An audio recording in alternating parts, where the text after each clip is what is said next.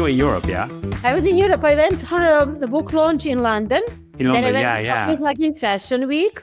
And then I left to go skiing to St. Moritz. Oh, you went to St. Moritz? I did. No way. St. Moritz, it's dear and near to my heart because I went to high school in Switzerland. And every winter, we would go to St. Moritz for 2 weeks. Oh, man, I'm jealous. This is amazing. What have you been up to? I was in Japan until last week. Oh, right. Yeah, I came back middle of last week. I was there for about a week plus. And yeah, I'm back.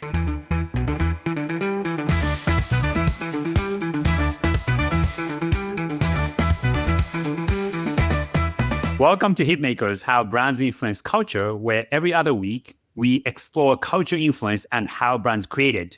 I'm Anna Angelic, and I'm author of the book of the same name, Hitmakers, How Brands Influence Culture, but also The Business of Aspiration.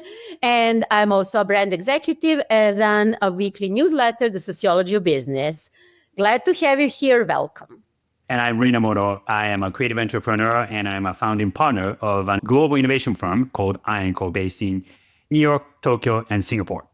And if you like this conversation, make sure that you read the rest of the previous 7 episodes in this season 1. And big thanks to our producer, Vanya, who takes care of us and our sound every other week. You just got back from London, where you are promoting your book, and you were touring Europe.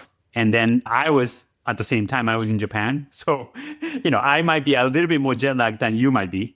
I don't know. I think you definitely are. Asian jet lag, there is no such thing as an Asian jet lag. It's like a beast. It's a beast. Yeah, it is a beast. I came back last night, and I have to say London was fantastic. And big thanks to Kathy Chittercorn, who is now with CNN Style, previously with Financial Times, and to List for hosting it. And then I was off to Copenhagen Fashion Week. And then again, big congrats to their team for putting together a sustainable fashion alternative and showing us that what brands can really do when sustainability is at their core. And then a mini break in St. Moritz for skiing. So that's amazing. Yeah. And what have you been doing in Japan, Rei? I was there for work, pretty much exclusively for work. I was in Japan in November last year, and I hadn't been back. So it had been quite a few months, and I needed to see some of the clients that we work with, catch up with my team. What was really good was, well, depending on how you look at it, but it was like negative, 5 degrees here. And then Japan was the opposite. It was very warm. I was surprised. I'm wearing a scarf right now in my office in New York, but like Japan was very warm. It was like spring weather the week that I was there. Is that a good thing or a bad thing? It's probably not a good thing because it's just a sign of global warming, Yeah. Sadly. But you know what? It's really funny that you say that because in Swiss Alps, where I was in St. Moritz, it was so much snow. Oh, it was? Okay. It's minus 10 Celsius, which is like, I don't know, 20 Fahrenheit. And it was like -6, -8. And it never warmed up, even when it was sunny, for the snow to melt. Oh, wow. That's good. That's a good condition to ski in. Last year was challenging. This year was great. Yeah. Well, I'm jealous. I went to high school in Switzerland, so I'm jealous. You need to come next time. Are you a skier? I'm a big time skier. Yeah, I'm a big time skier. I haven't skied in a couple of years, but big time. Big time. Well, we have to go there together. All right. Okay, so Anna, what are we talking about? We're talking about Beth Bentley's guest post on Sociology of Business. I met Beth in person at least event 2 weeks ago. And she has her own brand consultancy. And I saw that she mentioned me on her Substack, and I read it, and I'm like, hey, do you want me to repost this? And it really hit a nerve. So I think with the audience, there were a lot of comments, there were a lot of likes, and I thought it timely for you and I to talk about what happens when algorithm and kind of mimicry as is, like how do you create by design the cultural output that becomes the same, and how that influences companies and brands and organizations and innovation in general. Yeah. So basically, just let me summarize the way that I understood the article. And then, everybody, as Anna mentioned, it's an article that Anna's friend wrote. It's a quick read. It's a great read.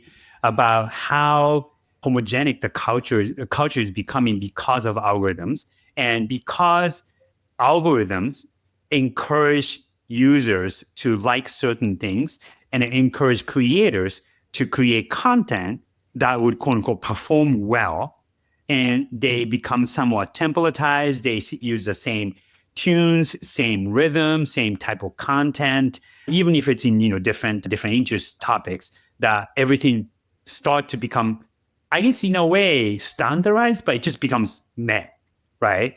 Yeah, and then starting with the digital world, i.e., where you are consuming content, that kind of bleeds into the real world, whether it's fashion or other things that people like, tend to cater to the algorithm so that everything starts to sort of become average. And maybe, the average might be a little bit higher than what it used to be, but, if everything is kind of the same, then nothing really stands out.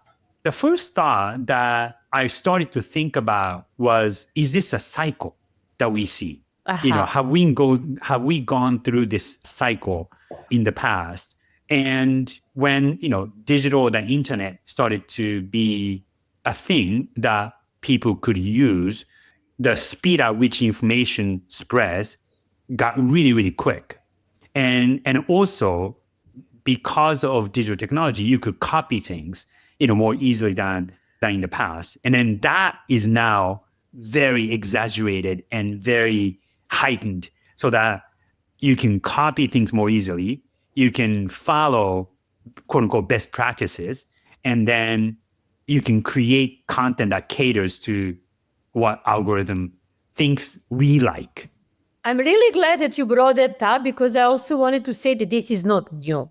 Right. And that, at first, I mean, if you take a step back, it's inherent in human behavior that we are influenced by others.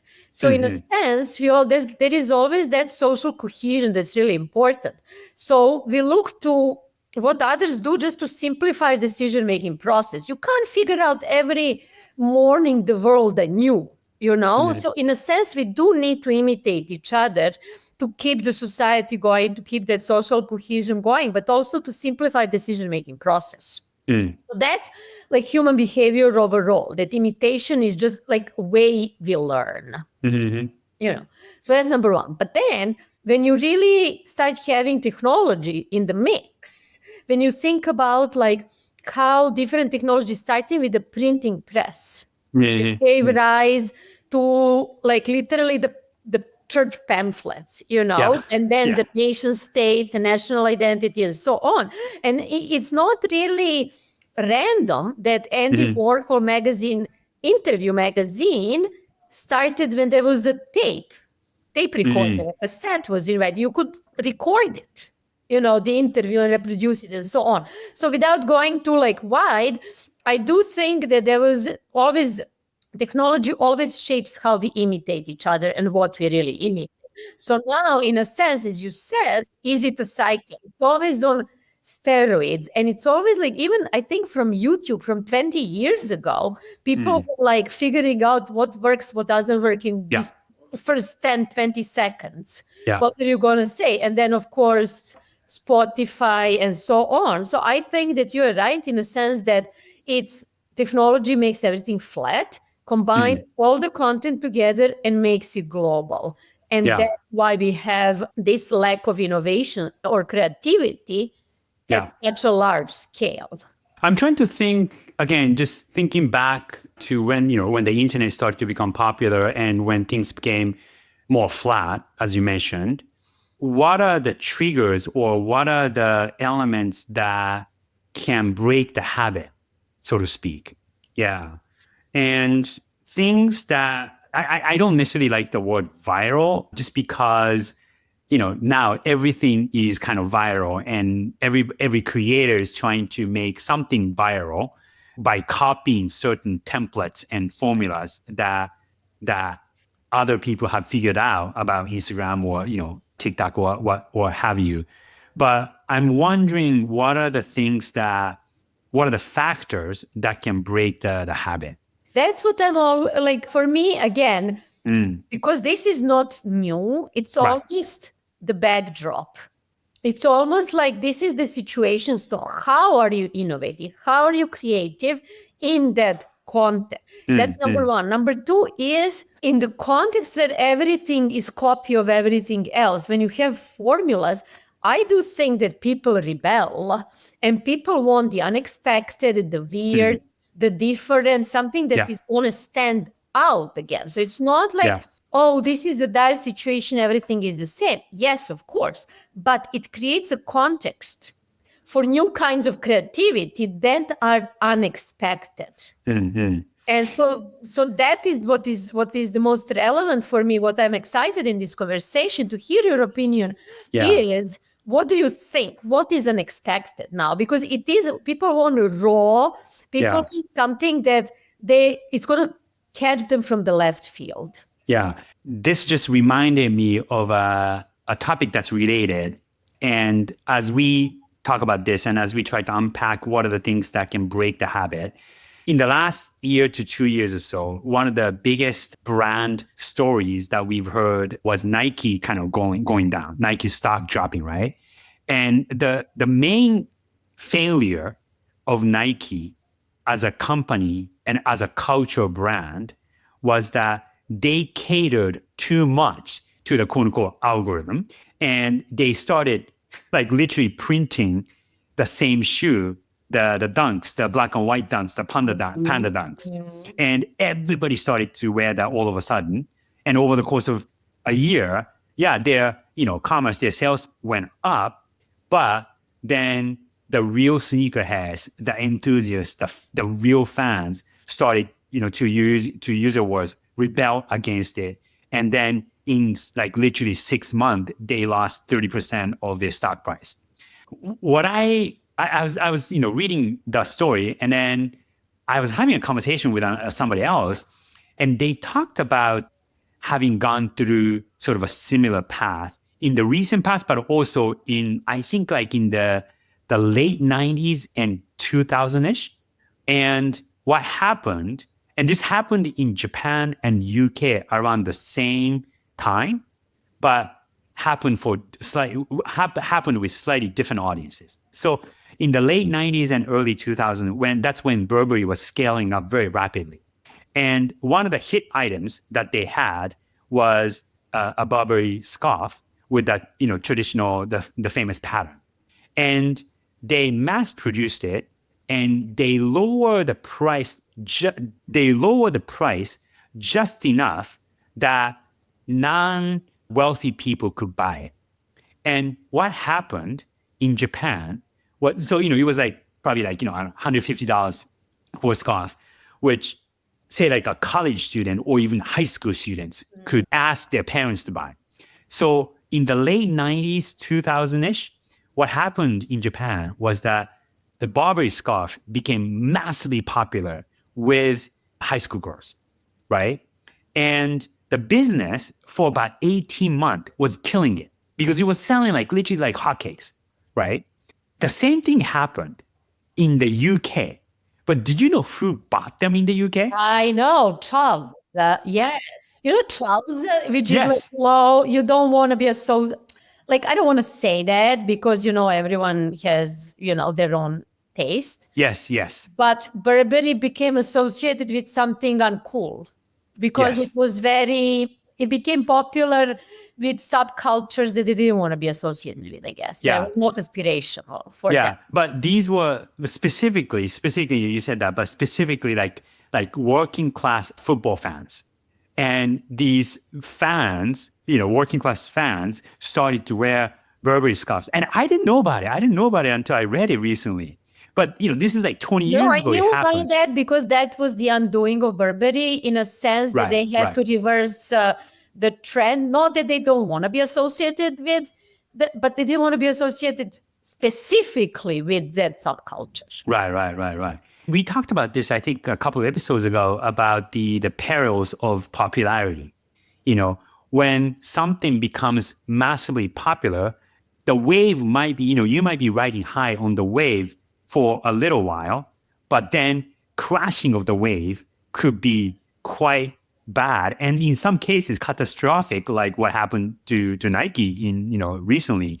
For 3-4 years, their business kept going up and up and up until, to your point, somebody started to rebel. Hey, this is bullshit. Like Nike's mass producing rare exclusive sneakers, so it's no longer rare or exclusive or special, and it just loses that shine. It does. And you know what? I'm glad we're talking about it because that drives to the structure of markets, of cultural markets. So okay. Yeah, unpack that. Yeah. The cultural markets used to be something that when you can be surprised and you have new trends and, like brands change how people dress, the music they listen to, and so on. But now they're very meh.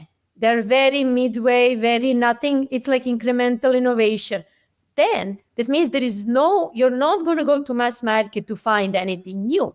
Because if you want innovation, if you want to be surprised, you need to go to niche. And by the very design, that niche is never going to become mass. Right. Because it's surprising, because it's unexpected, because it's anti-algorithm. Right. So that is the nature of culture changed so much. And this is, again, not new that we have a lot of those different niches. But I think precisely because of algorithmic popularity, and on TikTok, anyone can become famous because of the algorithm, in theory. Yeah. I think we are seeing in the resale markets, in the music markets, something that is very IRL, in real life, and that by that very default is very niche because you get to experience something that you don't experience online. It's almost like Matrix, where you have, blue pill, red pill situation, and I want to see the reality like that is. And I do like that. It's how culture is restructuring. Right. So in a sense, if you're a Nike or what, like look at On Running. Yeah. Which is, they've been around since 2010. The first time the founder Olivier, there was his original partner George, sent him a pair of Nike Pegasus with like pieces of hose, and Olivier was like, I can't run in this. I have to wait until like the sun goes down, so it's dark, so no one sees me. That's not like literally the story is like, I can't be caught like alive in those. They're so like, and the fact that was unexpected, that was different. That was not how shoes in 2010 were made. They were made minimalistic shoes. They were, they didn't do like so much layering, and they didn't do so much cushioning and so on. So basically, but he ran, I don't know, 100, 200 meters in them, and they're like, oh my God, these are so different. Yeah. But you need to have the balls to be like, they were refused by all major Nike. Right. We have our innovation team. Thank you so much. You're the best, Right. Adidas, Puma saw them, but they were like, no, we are in minimalist design and so on. So none of the big ones wanted it. Right. They're like, you know what? We're just going to make it ourselves. And they did. And, right. And in a sense, it's against the grain. Right. You're going in a saturated market. The big players said no. It doesn't look like anything you've seen. That's that unexpected. That's that rebellion. And look at them now. Yeah. I mean, they're public. They're killing it. They're publicly traded company. They had Roger Federer put on his Instagram the shoes and like, can you make a tennis? And they're like, hey, we can send you a gift. And then Roger was like, well, can we do something together? You know what I mean? Right. Kind of like, but then again, it goes back to what we talked about before, which is product-led branding. And they were like, our mission is to create the best running shoe in the world. Let's just make the best product in the world. They now move into training, into hiking, in tennis, and so on. But their motivation was never, let's make some money, Right. Look at other brands that are basically like, oh, we have a celebrity. Let's make a good enough product that everyone is familiar with. We're just going to test with the celebrity on it.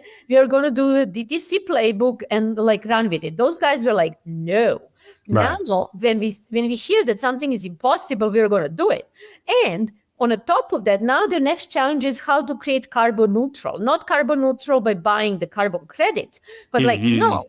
How do you recycle You're buying material, basically, when you get a pair of shoes. So you send us that material, we turn it into like sole and cushioning and so on, and you get a new pair. So I do think that like that's a great story because it shows that there is a different way. Yeah, yeah. Not just restructuring of cultural market, but also of your product market. I remember in the last recording, the hit list segment that we had, and I mentioned about Squid Game. Yes, Right. indeed. And I was like, man, Anna just killed my pleasure. That was like my pleasure at night.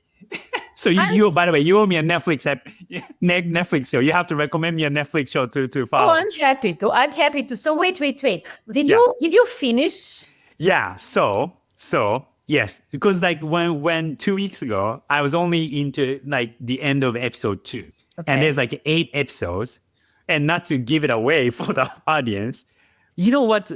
Like I wanted to I liked it. I think enough to probably watch the next one. Yeah, but I was highly disappointed at the end. What did I tell you? Yeah. Like what? Like no, but I didn't tell you you're going to be disappointed. I said, well, keep watching. It's entertaining enough. It's entertaining enough, yes. Not new. Because when we watched it first time around, we were surprised. That's then unexpected. Yeah, when they first, I'm speculating, but I think because it was the first time, they just wanted to make a show that was different and that was surprising and unexpected. Yeah, there was a cliffhanger at the end of the first season, but like if you watch the whole season, like that season was satisfying. Like, it was very satisfying. Whereas, again, not to give it away too much, season 2, like I liked it enough and I will watch the next season, but it was quite obvious that they were making this show to make money. It was. And I mean, I don't know if they wanted to make money. I mean, there is always that, obviously. Yeah, there's always that, yeah. There is always, but they had the same formula. And they innovated, and they're like, just like Nike. They're like, shit, this works so well. Yeah. Let's do it again. I would say, to be fair though, I would say like I did like certain aspects of this season that tapped into a different side of human psychology, slightly different, but not, to your point, not different enough, but a side of psychology that wasn't quite portrayed in the first season. And I'm kind of geeking out of details of the story, but again, I liked it enough, but like you can smell the business behind it. I think that's like, why do you think that Hollywood in the past 10 years was all about sequels? Right.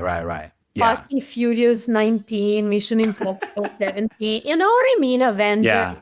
Everything is a franchise and everything is a sequel. Mm-hmm. In a sense, because of that, so that's why I don't want to blame technology, because it's human nature to imitate. Designed in technology in a way. Yeah. Because you know how like it's always like, oh, nobody knows anything. Like you always with cultural products, they're super unpredictable because they depend on our taste and how we influence each other. So when the mood is right, anyone can start something. Yeah. And I do think that in the entertainment business, and we're not necessarily focusing on entertainment, but just on that tangent a bit, there are certain entertainment franchises that I think have done sequel relatively well. So like the Batman series. And, they have had ups and downs. Who is better than Godfather 1, for example? Yeah, Godfather, yeah. It's not by default, but when you think about it, that was the time of restating the 70s in Hollywood and so on. Where I was going with my examples is that they want entertainment, fashion, all music, art, culture, design, cultural industries, they want certainty. Mm-hmm. And that's why you always go towards what worked in the past. You believe it's going to work in the future if you just tweak it a little bit. Yeah. Because then you're certain, and it works until it doesn't. It really does. Like in fashion, in music, it works until it doesn't. But you don't get anything risk-taking, unexpected, and so on. Yeah. What do you think some of the things that, whether in fashion, tech, business, entertainment, that have broken that habit recently. So like, you talk about On was a company that broke the habit of the running industry and came out with a shoe that nobody wanted. And then look what happened, right? Can you think of any other examples that managed to break that habit? Honestly, I think like when you look at like niche magazines, so Oh, it's oh, like limited run, it's all about coffee culture or tennis or XYZ or, like, I don't know, film or something. Like look at A24, for example. yeah, yeah. So I think they started as a very niche first distributor and Hmm. then a producer themselves. And they were supporting those movies that no one else would pick up Yeah, because they yeah. were too weird, too different, too XYZ. But they created an entire brand around that. Hmm. So I would say A24 is a great example of something. But again, it's their niche in a sense that, I mean, they're big niche. Hmm. Like, but I think that's why I said the niches are really, because you have that also in fashion, you have that in design. Just Hmm. don't expect those to go mainstream. Yeah, yeah. I think on that note, companies that do well in innovating and coming up with new products are the companies that try to disrupt themselves as opposed to be disrupted, Correct. right? Yeah. So I'm just thinking, say, in gaming, like Sony, for instance, they have PlayStation. Yeah, PlayStation is an innovative product, but the gameplay hasn't, the way you use the console, the way you use the controller hasn't evolved in the past 25 years. It's the same thing, but it's better spec every time, every couple of years when they release it. And, they're like PlayStation like 6 or whatever right now. But it's the feature upgrade that you get with each iteration. Whereas, I mentioned about Nintendo, I think in the last episode, where what I appreciate and respect about them is that every 5 to 7, 8 years or so, they try to invent and reinvent the gameplay from scratch. And that's how like Nintendo Wii was born, 15 years ago. That's how Nintendo Switch was born 7 years ago, and so forth. And there's Nintendo Switch 2 now that I think is doing relatively well, but probably not as well as the first one because it's a sequel and it's better in terms of performance and features and whatnot, but it's not different and it's not distinct enough from other things that's out there already. I love that. And honestly, Ray, I think there is reality of business that is Yes. basically like, of course you should disrupt yourself before someone else disrupts you. Mm. That means that you stay in that startup mentality all the time. Mm. And that means that sometimes you don't make your numbers. And that means that people are not gonna, that you're gonna turn off certain audiences. And it's kind of like the opposite of that the growth, bigger, better, more Yeah. more people, bigger market, sort of chunk of the market, bigger penetration more often, and so on. So in a Yeah. sense, if you want to remain risk taker, then you Mm. have to say you need to be family owned. And you need to, you can't be like private equity, they want immediate results. Yeah. Yeah. CEOs, they have shareholders to respond, so it's very hard to justify in a sense. That's what we talked about before when we said, like, look, when I go to retail brands, like there were a lot of people who are creative, there are a lot of people, but that's not rewarded. Efficiency is rewarded. Yeah. Yeah. And market performance is rewarded. So in that sense, look at Apple, top brand in the world, $1 trillion brand, so on. How they make money? They're banking on you losing those tiny iPods. And seriously, I paid $100 for a new, like, that's how they make money these days. Yeah. Like, or those dongles that you have to connect your new laptop with. Yeah. Or like they haven't created anything new since when? Yeah, they haven't. I mean, there was a book a couple years ago. I forget the name of the book, but it was critiquing Apple for the lack of creativity and innovation. They've, they've grown like crazy since Steve Jobs passing away, more than a decade ago. But when you look at the product innovation, I mean, it's easy for me to critique, Even in yeah, iPhone 14, 15, 16, 16 now. yeah, Like, I don't even yeah, know which yeah, number I have. I have like the one from last year. yeah, You know what yeah, I mean? And I don't even know which number that is. I lost track. And I'm yeah, not buying it because I'm like, oh my God, I must have it. You remember like at the beginning when you're like, yeah, your mind was blown that you could like, anyway, the interface yeah, was insane and so on. So now I'm just buying it, oh, this one cracked or it doesn't. yeah, Like yeah. now they're like, the way they're making money is that your MacBook Airs, the battery doesn't last long. Yeah, So and it maybe the market's mature enough, but particularly when it comes to say like the smartphone market, it may be mature enough for something else to come along. Finally, it's been what 15 years with the same yes. 15 plus years with the same form factor. But then look at at the same time, look at those glasses, like Meta glasses, Snapchat glasses. Yeah, They are not exactly a success. I was, so I don't know if you remember I one of my remember. predictions for No, 2025. Yeah, I think some type of glasses, smart glasses.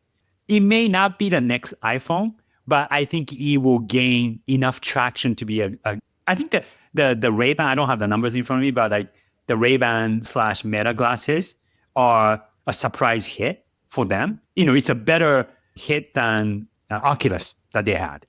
Yeah. I think it will happen in the next, hopefully in the next in 2025. I Yeah. hope so too. But this reminds me that Yeah. not all innovation is good innovation. In a sense, good something that's going to be popular. True. Like True. when you said Oculus, for example, no one is Yeah. going to walk around with that crap. No. No. Like so, in a sense, that was like the conditions for true innovation, like Mm-hmm. photography, like film, like iPhone, like I don't know, Nike Air Jordans at the beginning. That's how it's a fine interplay. Mm-hmm. What happens with the right organizational mindset, right organizational capabilities, right production capabilities, but also like reading the culture, being plugged in the culture. Because think about it, Nike used to pay every game that Mm. Michael Jordan Oh played yeah. Yeah. red and blacks because Yeah. it was an NBA allowed only white and black. Right. Right. Right. Right. They paid fine penalty for Yeah. every Yeah. game. Like you can't justify that when you're IPO company. You know what I Yeah. mean? Yeah. Yeah. It's that rebellion mindset, the pirate mindset at the end of Right. the Right. day. When you're like, you know what? We don't care. You just wear them. It's a marketing expense. So just to wrap up this portion of the conversation, where do you think there's an opportunity, like a specific opportunity for disruption or that rebellion? Like if you had to, like if you were creating a new product or if you're creating a new idea, where do you think you would bet? Okay, this is where I think we can disrupt. Like honestly, it's really hard to say Yeah. only because the industries have become so big and so winner takes all. When Yes. you have a few dominant players across the industries, look at music, Yeah. look at design, look at art, look at movies, look at like any cultural industry. So I would say, Mm. while I don't know what is unexpectedly new, I would say look at niches, go small. Mm-hmm. Because I think new things happen all the time. We Mm. just don't know about it because Mm-hmm. they're staying among the local, the niche, the private. Yeah. What do you think? In terms of the disruption opportunity, I asked this question that I wasn't ready to answer it myself. I think this is a big industry. Well, to the earlier point that I was making, the smartphone industry, because for the past 15 to almost 20 years, we haven't seen a drastic leap in terms of either the form factor or the software factor.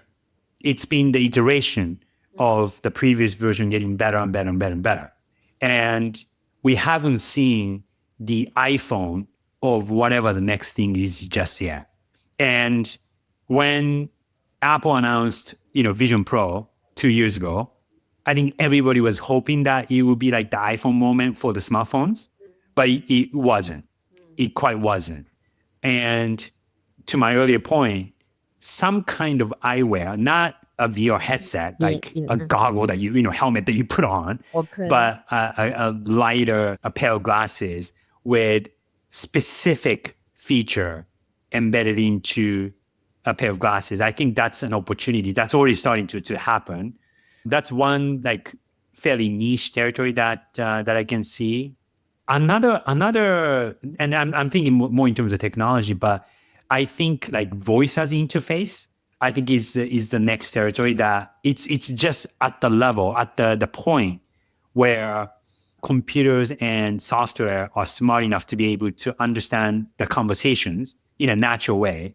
It's not quite there. Like, like I try to talk to my phone or dictate into my phone, and it's just still pretty aggravating. It's frustrating because it just doesn't, accurately record what I say and transcribe. But I think it's getting there in the next 6 to 12 months or so. Yeah. So and then when that happens, I think voice as interface can change certain things quite drastically. I don't disagree. I was just looking at the more macro level, but I really like that you brought it home. I just think anything that is human creativity, that is lo-fi, offline, it's not new. But like a couple of years ago, there was a lot of those like lo-fi backyard concerts. Yeah. We have no idea what kind of innovation they came up with, what kind of new sound, because Spotify is never going to bubble it up. No. So that's why I'm kind of like, I really want to know. But we are sort of going back to the previous era when it took forever for information to travel from one side of the world. It traveled with people. And I love that in a way. Yeah, I think analog might be making a comeback. Oh my God, it's been making a comeback for a while now, but I think it's going to become global, like analog, Oh, so interesting. I will have to go to Japan to bring what's cool in New York. Right. Cool in the sense of that like middle road, we know about that. But what is really? Yeah, cool. Well, so, just to summarize this, I would say my summary of this conversation would be disrupt yourself before you're getting disrupted. I know that's sort of I like so many companies say that and want to do that, but they can't.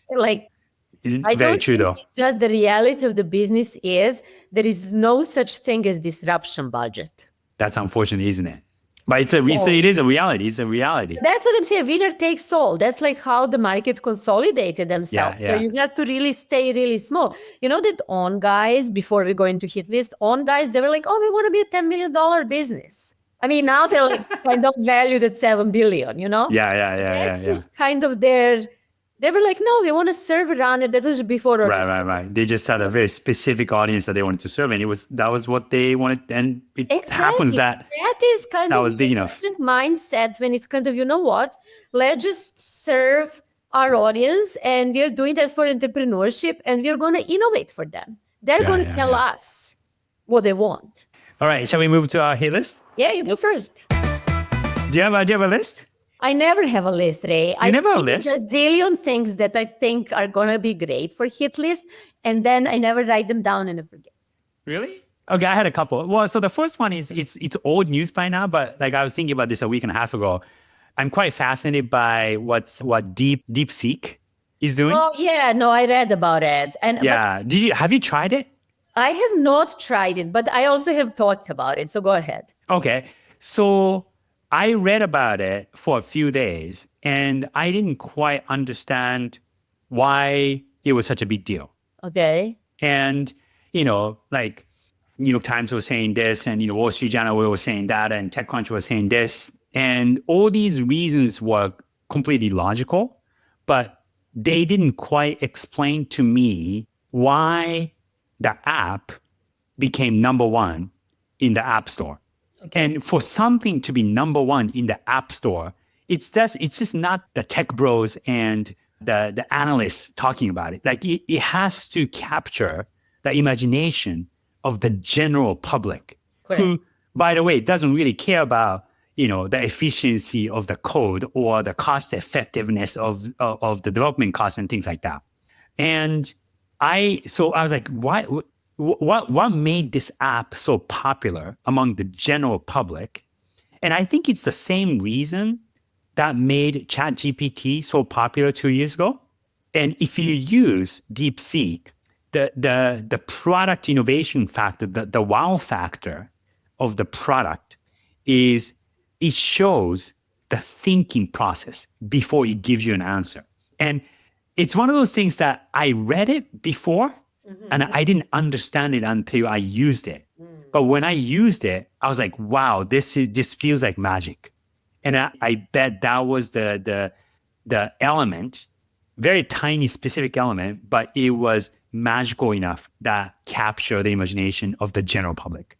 Interesting. And you know why it's relevant for me is because DeepSeek did that after the ban of NVIDIA chips. So they didn't have access to the newest generations.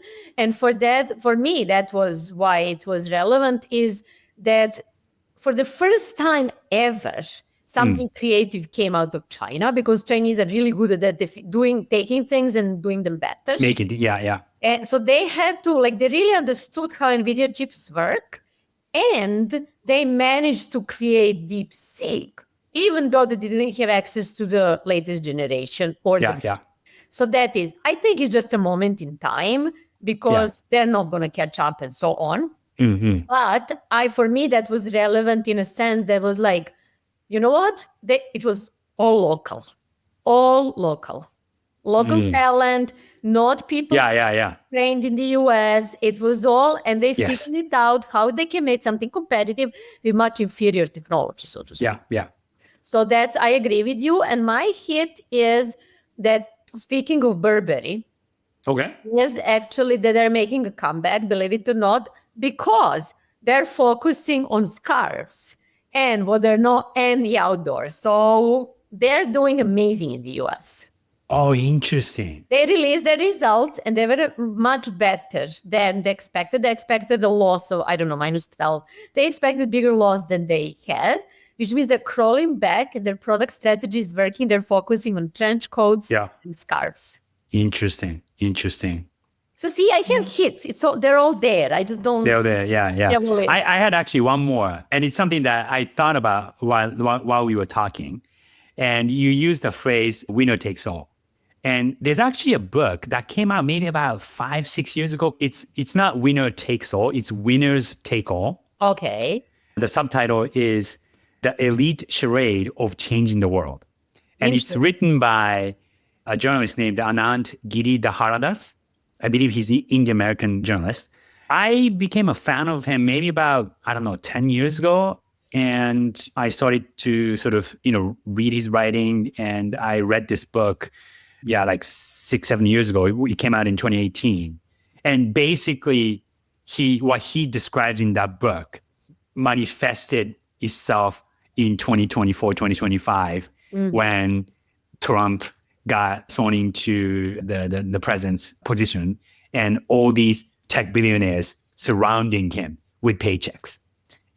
So he wrote this about 7-8 years ago, and now it's becoming reality. And I'm wondering, okay, that was the pattern that was repeating and rhyming. And it's kind of a good, I started to reread this just because it was interesting reading it 7 years ago and then seeing it unfold in front of our eyes right now. I'm glad that you brought it up. I'll definitely take a look. And then take a look. My hit is Siren Call. Oh, I know. So so I think it's very related to everything we talked about in this episode. Attention. Attention in how we manage it. And I think at some point, because attention is such a limited resource, I think we're just going to take it back. We're just going to, because you see the novelty of technology. It's something that we need to pay attention to. Oh my God, I always go back to that example, the first banner ad that had 90% click through or what. Because, it was people are like, oh my God, what is this? And, it's kind of in psychology, there is this habituation. And I think we are getting habituated to this influx of information. And I see that with Gen Z, how they're literally taking their attention back and reading books and, going back to analog again. Yeah. So I would recommend Siren's Call as a book. Yeah. I'm actually in the middle of listening to it. Do you like it? Yeah. So far, so good. Yeah. I'm only into my first chapter or two. Okay. So don't tell me the ending. I learned my lesson. I know. Yeah. So next time you have to tell me a Netflix show to watch. Well, have you watched Bad Sisters? Season 1 was amazing. Past season? No, I haven't. Well, then. Okay. All right. Season 1 and 2, Slow Horses. Love. Okay. Have you watched Slow Horses? No. Dude, you have to. So Okay. yeah, you are. All right. Now they're on season 4 or something. So you have a lot of catching up to do. With Gary Oldman. First, second, third, excellent. Oh, wow. So Okay. you have some, I have some tricks in my sleeve. All right. You made up for my Squid Game massacre. All right. So I think that's it for this episode. And this is it for Hitmakers. See you in 2 weeks. See you in 2 weeks, and share this, like this. We love ratings, Spotify, Apple, YouTube. You can find us everywhere. Share with those who you think you like, and please let us know what you think. Thank you very much. All right. Bye. Bye.